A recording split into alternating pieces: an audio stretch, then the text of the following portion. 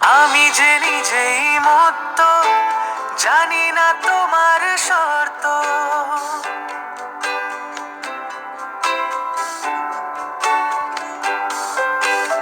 আমি যে নিজেই মত্ত। নমস্কার বন্ধুরা, আমি নিলয়। কালকে আপনাদের গাছের শেকড়ের কথা বলছিলাম, মনে আছে? সেই জন্য পুরনো অতীতের গল্পগুলো ফিরে পাওয়ার জন্য মাঝে মাঝে আমি এইসব কাণ্ড করি। গরম গরম আগুনের চা, সাথে সেই অতীতের নস্টালজিক প্রজাপতি বিস্কিট। কলেজে আড্ডা মারতে মারতে আমরা কে না খাইনি বলুন? আর সেই রক, এই রকগুলো দেখলে আমার শ্যামবাজারের কথা মনে পড়ে। জানেন, শ্যাম পার্কে আমার মুষ্টিমেয় কিছু বন্ধু ছিল, অধিকাংশই নন বেঙ্গলি। আমার সমবয়সী বাঙালি বন্ধুরা কেউ ওখানে ছিল না। আমরা বিকেল বেলায় ঠিক এরম মাঠের পাশে রকে বসে এরম আগুনে তৈরি চা আর তার সাথে প্রজাপতি বিস্কিট। আশা করি আপনারা সকলে ভালো আছেন। আমার এই 5 মিনিটের ভিডিও আপনাদের আজকের বুধবারের গল্পটা শোনাবো, শুনবেন নাকি? আজকে সারাদিন খুব ক্লান্ত ছিল, জানেন, মনটা শরীরটা দুটোই। কখন যে শরীর আর মন ক্লান্ত হয়ে যায় আমরা নিজেরাও বুঝতে পারি না।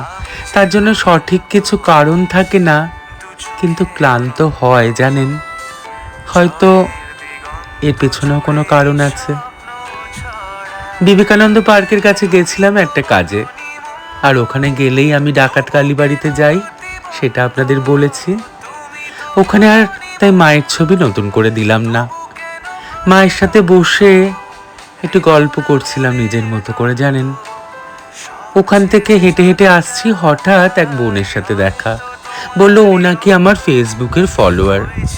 আমি ফলোয়ার বলবো না, আমি বন্ধুই বলবো তোমায়।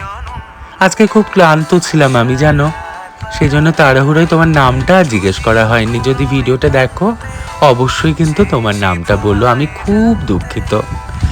বাড়ি ফিরে দেখে আমার গাছ ভর্তি পিস লিলিগুলো আমাকে ওয়েলকাম করছে। যাওয়ার সময় তাড়াহুড়োতে এদের দেখিনি, কিন্তু এসে দেখতেই আমার মনটা ভালো হয়ে গেল। প্রকৃতিকে আমরা কে না ভালোবাসি বলুন? তাই তো মন খারাপ হলে ছুটে ছুটে পাহাড়, সমুদ্র, নদীতে বেড়াতে যাই একটু শান্তির সন্ধানে। আর প্রকৃতিও তো আমাদের মনটাকে কি সুন্দর শান্তিতে ভরিয়ে দেয়।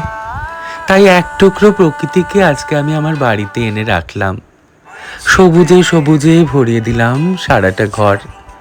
এটা আমার রেস্টরুম কিংবা বেডরুম বলতে পারেন, আমার স্টুডিওর গায়ে লাগানো এই ঘর।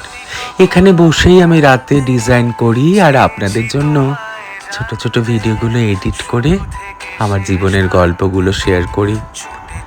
এটা একটা মন্ত্রের জাদুকাঠি বলতে পারেন।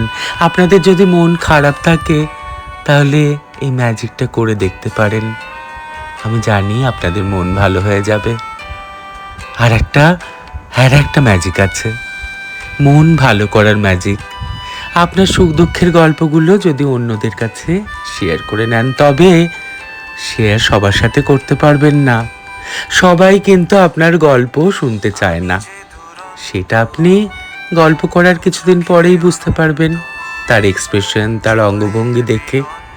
আমি আপনাদের দূর থেকে এক্সপ্রেশন, অঙ্গভঙ্গি দেখতে পারি না, কিন্তু আমার মনে হয় আমি আপনাদের কাছে পৌঁছতে পেরেছি, আমার গল্প আপনাদের ভালো লাগে।